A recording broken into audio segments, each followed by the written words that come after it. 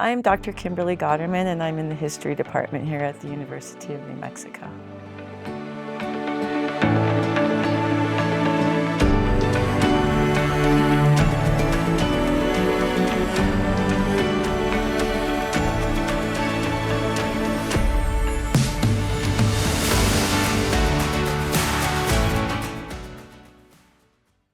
Can you tell me a little bit about your work in community engagement?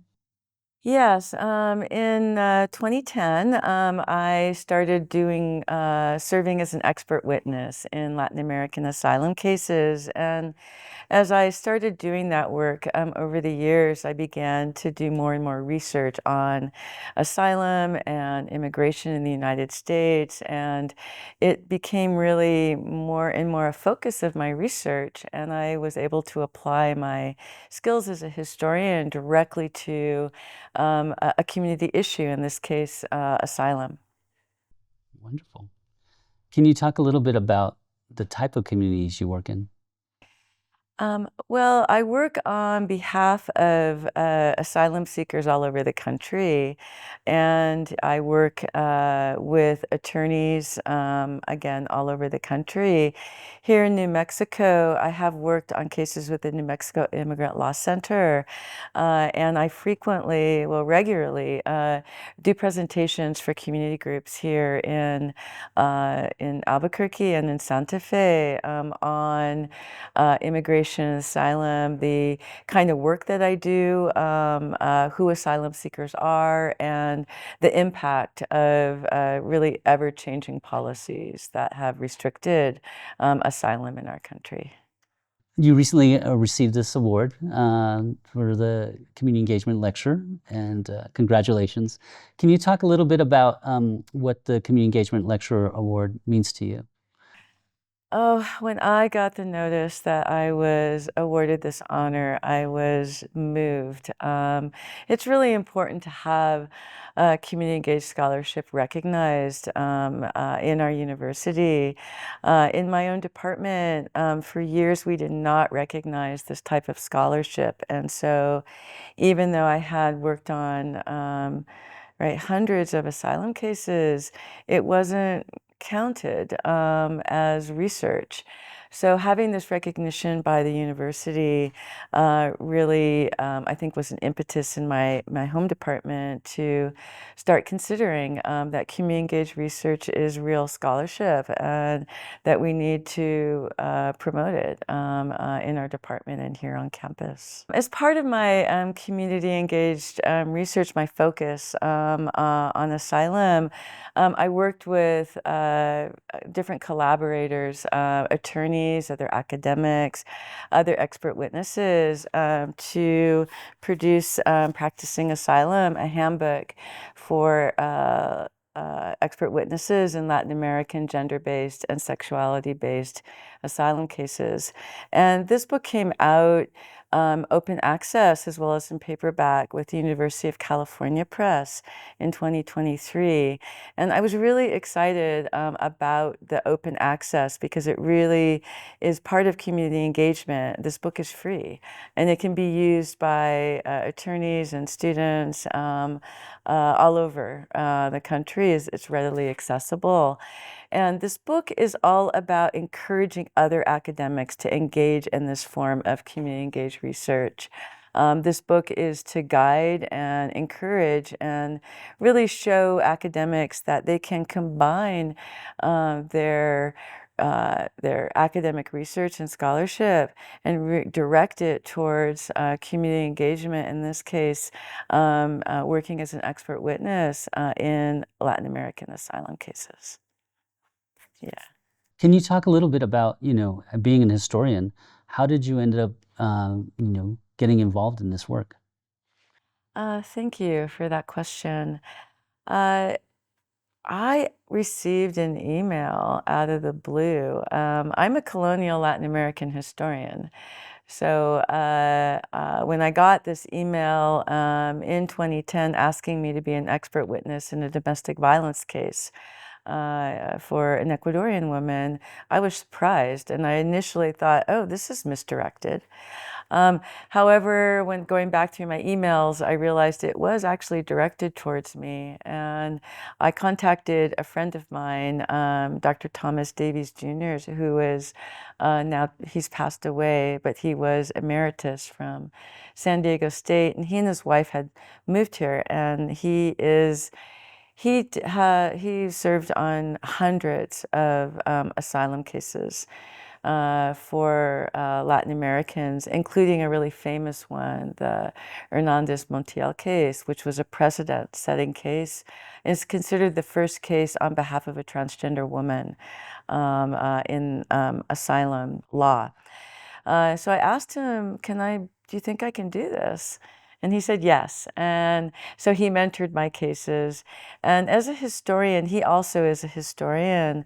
I find that my ability to do research, to know how to triangulate sources, to really look at documents and be able to provide evidence-driven arguments is really helpful for my affidavits that are submitted as evidence in courts, and also in my court testimony.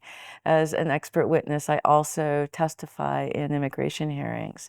So I think the historical practice of using multiple sources, multiple documents, and knowing how to parse documents is really vital and has made my affidavits and my court testimony compelling in these cases. Yeah. I think one of the things that that's really important about community engagement is the impact that you have. Can you talk a little bit about how this is impactful to you and rewarding, and maybe what does it mean to you personally? Oh, thank you. Being an expert witness can be really grueling because we have the narratives. We live through the cases of those who are seeking asylum, and these asylum seekers have often been subjected to incredible levels of violence and are highly traumatized. And reading through their narratives, their declarations can be really difficult. Um, that being said, it is really the ability to put my expertise as a historian and use it in order to clearly make arguments that show the kinds of danger that these individuals face in their countries of origin. I find that really rewarding. And being able to educate immigration judges in why individuals do face certain forms of danger in their country also is really rewarding. And of course, when cases are successful, it's really, for me, a reflection that justice is possible and can manifest one person at a time. You talked a little bit about the challenges in academia. You know, as a community engaged scholar, what advice would you give to say faculty that are interested in pursuing community engagement? I think it's really important for faculty to advocate for the worthiness of their scholarship. I think we have to do that anyway, but I think it's especially important in community engaged scholarship and to really make an effort in educating your department. And so when I started doing work as an expert witness, right, I went to my department, I made them listen to talks about expert witnessing. I really did as much as I could to educate them about why the work I'm doing is research and should be considered historical scholarship in a different way, in a different venue. So that's what I would encourage community engaged researchers to do is um, to to to advocate and to educate those around them about the value of the kind of work that we do. Do you think institutions of higher ed have a role in terms of elevating communities, and what do you think we could do better? Yeah, absolutely. I think that institutions of higher ed, and specifically the University of New Mexico, we're a flagship university, and it is our role to be a resource for people in New Mexico. And so I think it's really important that those of us who are doing research that really is focused and targeted on the community, that we be incorporated as decision makers at UNM, and that our work be promoted, and that we ourselves, right, are promoted and given resources to continue this kind of work and to reach out to the community. So yes, I think that institutions of higher ed have a critical role to play in elevating this kind of research. I've got like maybe two more questions. One is kind of about students and the role that students play in community engagement. I don't know if that plays any aspect in the work that you do, but what do you think students might be? How could students get more engaged in community engaged work? Well, in the particular kind of work that I do, which is legal, right, as well as community oriented, I work with a lot of graduate students in Latin American Studies and the dual degree program with the School of Law. And it's been really an honor for me to work with students in those programs who have later gone on to become immigration attorneys. So working with me, working my classes, right, I now teach graduate level courses that incorporate immigration and asylum as topics, and I invite people from the community into these courses. I think that's another aspect of community engaged scholarship, is not that it's not only reaching out, it's bringing people in, right, to the work that we do, and bringing students, bringing community members, local attorneys, local activists, psychologists, right, doctors, right, into my classes so that my students can really, understand the broad impact, right, of the kind of work, and also the people they're going to need to connect to. Because I think it's also important that we teach our students that not everything you need is in the university. We need to be training them. How do you reach out to others? How do you yourself go to the community? What kinds of resources can you find there? What can you offer, right, people in the community?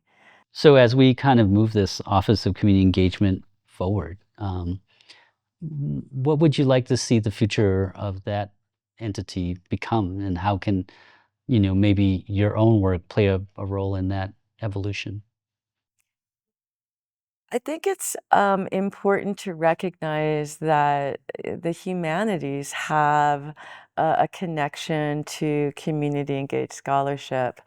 I think that in the past there has been perhaps a tendency to really focus on STEM and professional schools, medical, but to look at how people, scholars in the humanities and the social sciences also, right, are working in the community, and that our scholarship also is of importance. And I know that the recognition of my work, right, as a historian, I'm in the humanities, has been really impactful for my colleagues as well, to have to this acknowledgement that people in our fields, right, are also valuable.